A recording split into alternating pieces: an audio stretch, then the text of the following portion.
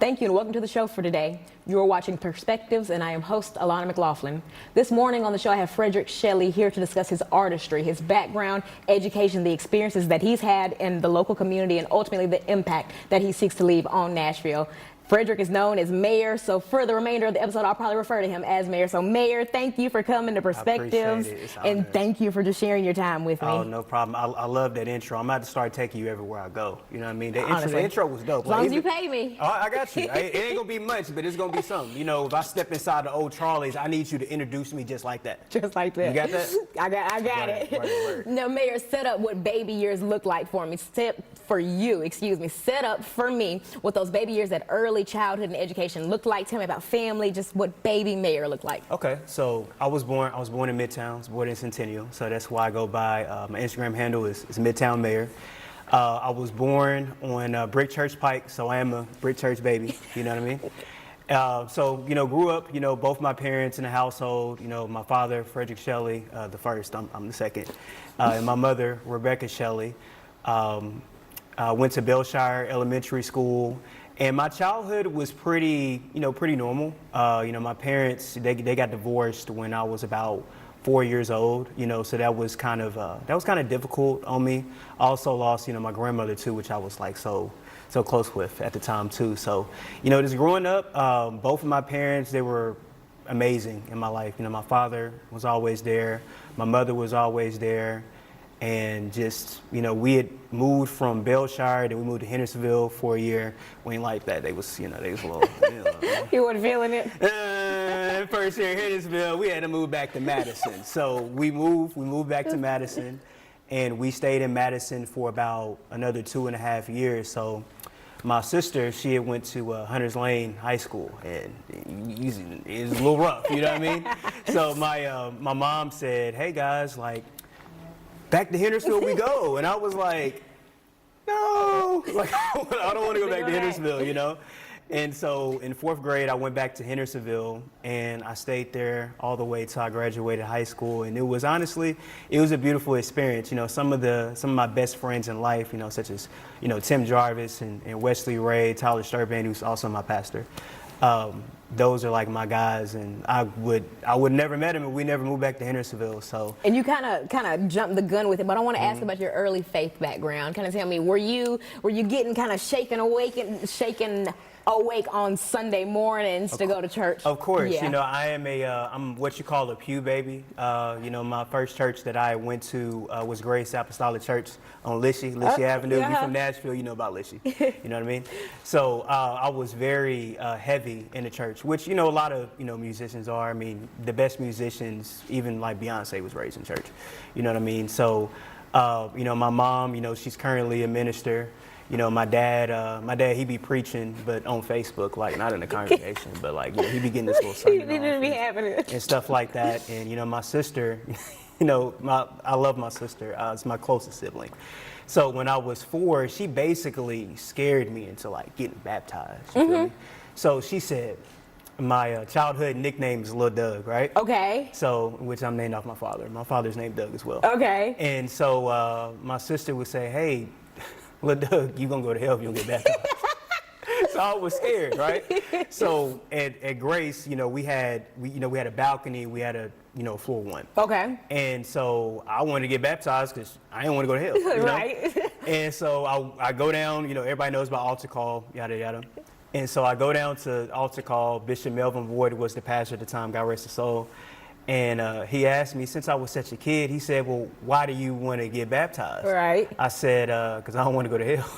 He said, go back up there and find another reason why you want to get baptized. You got to give me another reason other than that. So I forgot what my mama told me to tell him.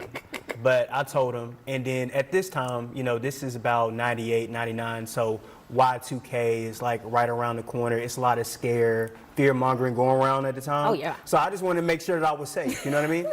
And so I got baptized from there, got saved when I was 11 at Grace too as well. So that is the first church, my home church. They actually just moved out that building. I don't know if they're gonna make it to a country club now or what, but they just sold it. Now they have a new spot. Yeah, a coffee shop. Some I can't afford. Right. Yeah. In our second segment, we're going to come back talking about just our experiences in Nashville. We're going to talk about how much everything costs and the efforts that we're making to make money, to just have fun, to be creatives in the local community. And I encourage our viewers to tune into the second segment of Perspectives, where I will return with Frederick to discuss MidtwnMayr, to discuss the work that he does, his artistry, and ultimately ways that you can support him.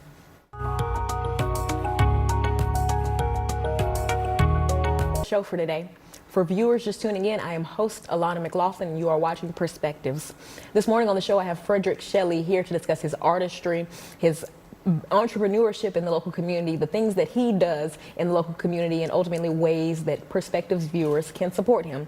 In our first segment, Frederick set up his early life. He set up his experiences from Hendersonville to Madison to Lishi Avenue, all places that we're familiar with here on Perspectives. And we're coming right back in to talk about just later adolescence for Frederick, into his early artistry, into podcasting, and ultimately the impact that he seeks to leave through these different avenues on our local community. We're coming right back in. You're a great listener. Thank you. You had all that to a T. That's why you have the show. I know, right? Hey. But coming right back in where we just left off, I want to talk about that adolescence. I want to talk about high school and kind of set up what that looked like for me, what you were into, kind of set up with family, any shaping adolescent experiences, and just take me through Henderson High School, Mayr/Frederick. Were you Mayr by then? I wasn't Mayr until my senior year, but I'm gonna walk you all the way up to. We're gonna go from 9th grade all the way up to senior. When I graduated, barely, but we'll get to that. Good. So when I was a freshman in high school, I didn't have that music passion just yet. I wanted to be a football player. Every kid wants to be, maybe a basketball player, soccer player, sports player. It doesn't really matter. So when I was coming into freshman year, my focus was just football, and then something changed. Soulja Boy came out. Crank That came out, right? So one of my teammates, his name was Nick Yazzie and Darian Roper. They did a video called Crank That Jump Rope, right? And this is before it was all on TV and everybody, Beyonce was doing the dance, yada, yada, yada. So I feel like I became obsessed with music at that point. It still wasn't like my main goal, but just watching Soulja at that time just come up, it made me like his biggest fan ever, right? So in Hendersonville, not everybody could dance in Hendersonville. I'm gonna let you do the math on that. But not everybody could dance in Hendersonville. Right. So whenever we had dances, I taught a lot of people how to do the Crank That, because a lot of people, they had 2 left feet, so they really could not do that. I have 2 left feet. But my freshman year, it was really tough. I experienced a lot of hardships just with dealing with racism. I had friends that I grew up with in middle school that I played ball with, I was friends with in school, and they all of a sudden we got into freshman year, they decided they wanted to be racist. I don't know what happened during that summer, but something happened. It don't matter what it was. That summer, man. Yeah, and it was very tough. I went through a lot of bullying my freshman year that I thought I actually was going to transfer to Station Camp High School, which is in Gallatin. That's where my sister graduated, but the zoning changed. So if anybody has my freshman year yearbook, I always say, hey, I'm going to miss you next year, because I thought I was gone. I thought I was gone. And so in the summer, my parents, I told them I wanted to go to station camp. So, we was about to start doing the paperwork for it. Right. And then I had a good friend of mine, I had a crush on her name was Stormy Helm, right? She told me on MySpace, she was like, nah, you can't go nowhere, I need you. No, she didn't say, no, let me not cap. She said, no, you can't go nowhere. Like, what am I going to do without type right. whatever. But you read it as I need sure you. did. I said, shoot, I ain't going nowhere. You feel me? Right. So I stayed there, and it was one of the best decisions that I could ever make in my life. My sophomore year, that was kind of like just still trying to figure out, what I wanted to do and who I wanted to be. At that time in my life, I focused a lot on acting too as well.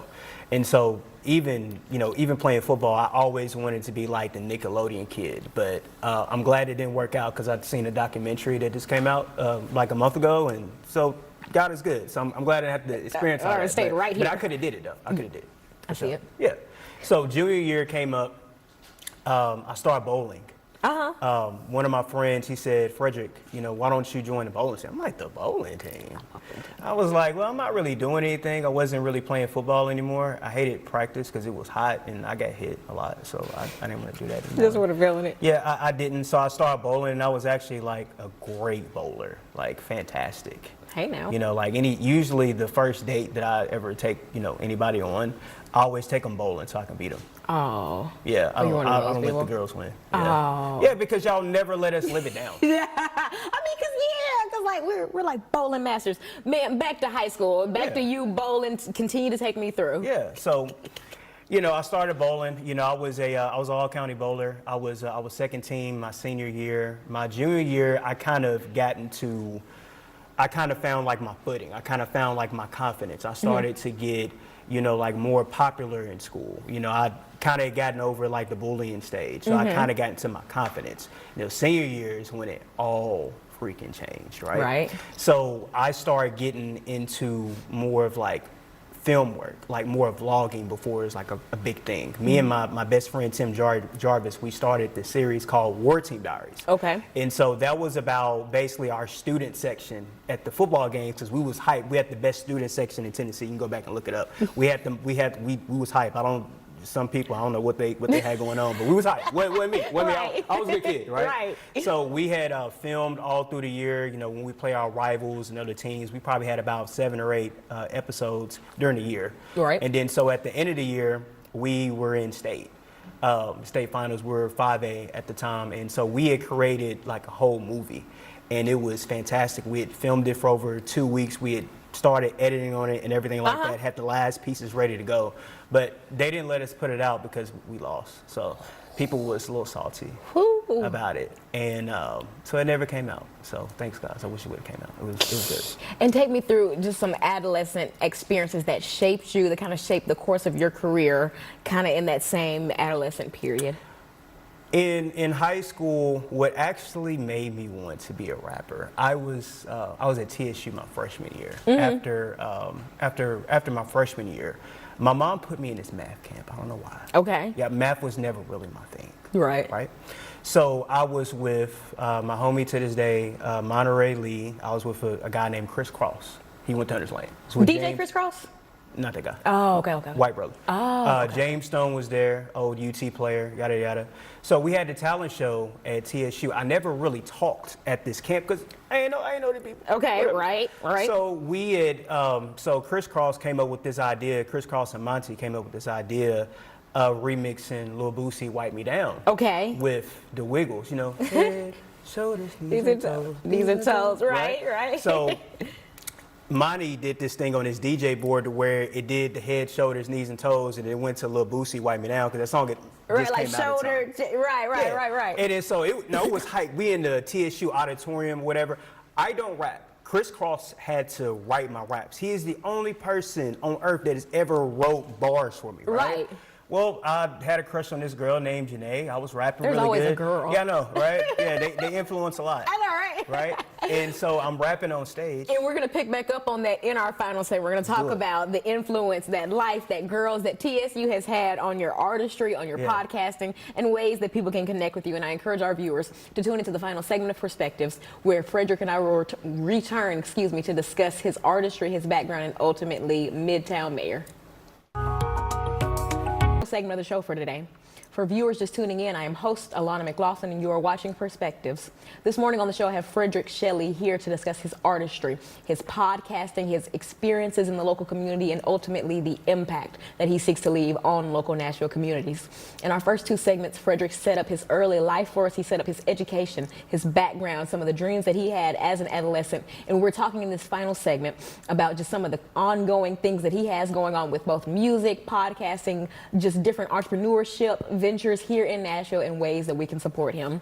We're coming right back in. We left off, you're at TSU, you're at this math camp. Yeah. You and some homies have gotten together. There's this, talent show? It's a talent show. And take me right back to it. Yeah, so I'm on stage, I'm rapping whatever Chris Cross said, he wrote, it was fire, I'm not gonna lie, because people was kind of going crazy. And then so I look at Janae and I just kind of got like, I don't know what happened. Right. I just forgot the lyrics and everybody laughed and it was embarrassing. And I said, I got to get my lick back for that, as the kids would like to say. Yeah. You know, and so I wasn't, you know, wanting to be a rapper at the time. I still wanted to be a football player. Right. But I said, I gotta get that back. Right. So when I was a senior, fast forward a couple years, when I was a senior in high school, we did a talent show again, and so we tried out for the talent show. I had like 4 or 5 people with me. We killed it. We just sung the wrong song. We tried to remix Bedrock by Young Money. Okay. We thought the teachers were slow and weren't gonna catch up to it, and they did. And they was like, they said, you know, Frederick, this was good, but you were not singing that song in front of everybody. So that killed my rap dreams at the moment. So we graduate, barely. Algebra 2 was very hard. I go into college. I wanted to be a color commentator. I wanted to be a sports commentator. Right. I realized that I wasn't gonna play football anymore because I didn't like to get hit anymore. Yeah. So I go into my advisor's office. I forget he had like a Ukrainian last name. I forget his name. Right. God bless. Right. So I asked him, hey, you know, can I commentate the basketball games at Ball State, Gallatin? He says, Frederick, you know, we really don't have an opening for that, but you could be a radio DJ though. I said, okay, bet. I'll do a radio DJ. Never thought about that. So I'm spinning records, but this is 70s music. This is like the Ohio Players. This is Michael Jackson. Ain't nothing wrong with Ohio. No. Hey, look, I two-step to some Ohio players right now. I know we on a platform right now, so I ain't gonna, you know, listen. But so I started playing music, and so I had a friend who knew a guy that was a rapper. His name was Witt. His real name was Mike Hart. He wanted me to start spinning some records on the radio. Okay. So I said, okay, yeah, bro, like, you know, that sounds good. I said, hey, are these records clean? He said, yeah, I cleaned them up for you.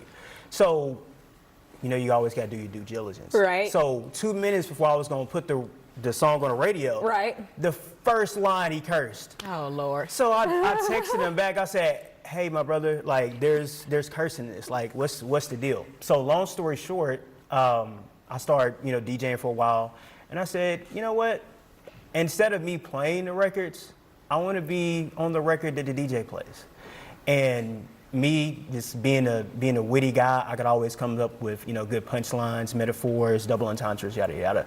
And just started going to the studio that was right down the street. I was going with the, you know, same guys, Mike Hart, Austin, Ronald Lark. You know, now he's working with Chris Brown and Kendrick and a lot of great artists out on the West Coast. So all of us just locking in at that time, we just built so much together, and all of us are doing our thing right now. And in 8, 9 years, 10 years was the first time I had made a song. It was pretty good. It was called Flexin'. You go check that out.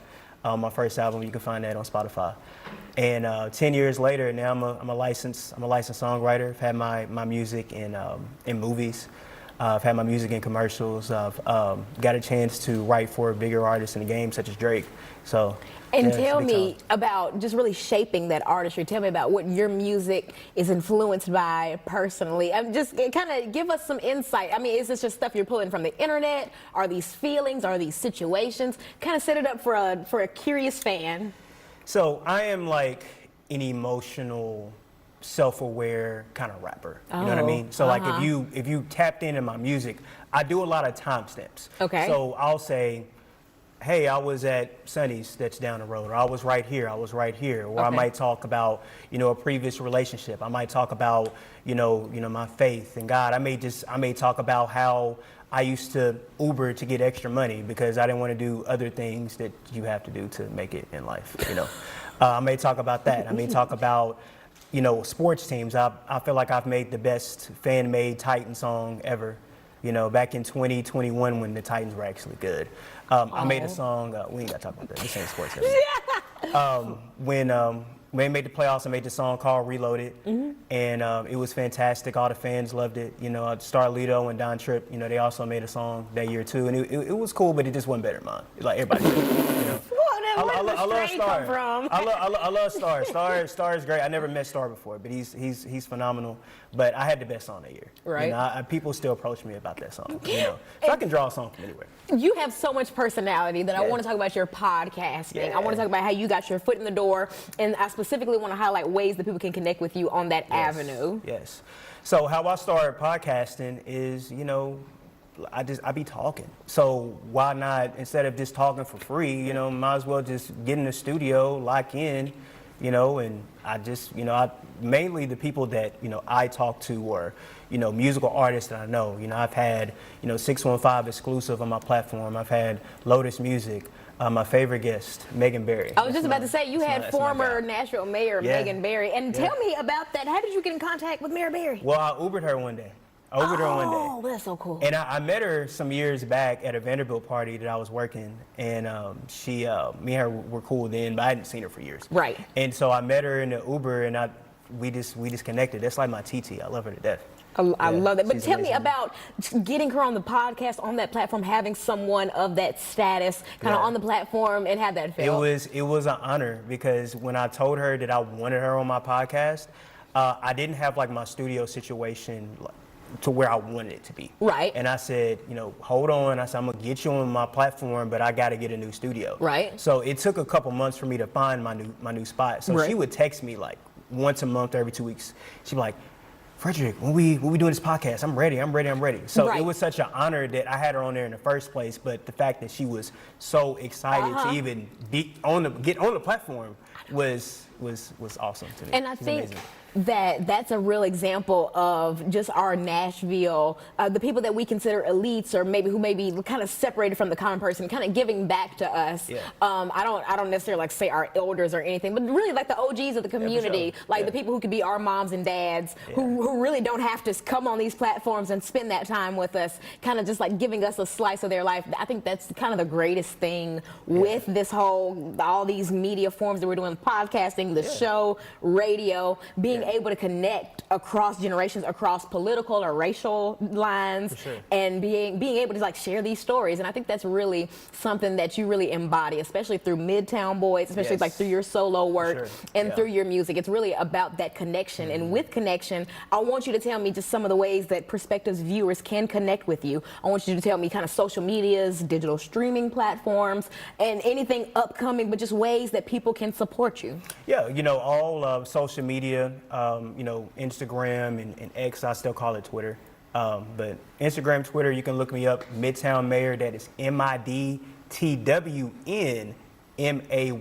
So if you're thinking about it in your head, spell Midtwn without the O, spell Mayr without the O. There you go. Oh, I've never actually thought about that. Yeah. I know, like you just take like the little, I love that. Now, digital streaming platforms. You can find us on every platform. You've got Spotify, you've got Apple Music, you've got iHeartRadio. You can find our podcast. It's called the Midtwn Podcast, without the O in the Midtwn Podcast. That's O in it. Couldn't be fancy with that. But yeah, all platforms. You can look up Mayr. You can look up Midtwn Boys, and you can find all our music there. And Mayr, I just want to thank you for sharing your time with me this morning, for sharing your story, and for ultimately like what you do in the community. I know that you've come from all over, from Hendersonville, Madison, everywhere. But I appreciate the work that you do within Nashville. You bring people together. I was just talking to Kyrie Thomas of What Sleep TV, and he said that one of his favorite things about you is that how you're able to kind of add a unique value to situations, to conversations, and to the spaces that you enter. And I agree with him. So thank you. That's the nicest thing he's ever said about me. I know, right? Thank you, Mayr. Thank you for being awesome. And I encourage our viewers to stay in touch with Mayr, stay in touch with everything that he's doing in the local community, and continue to support him. I thank you for just allowing me the space to share one more perspective, and I wish you a good morning.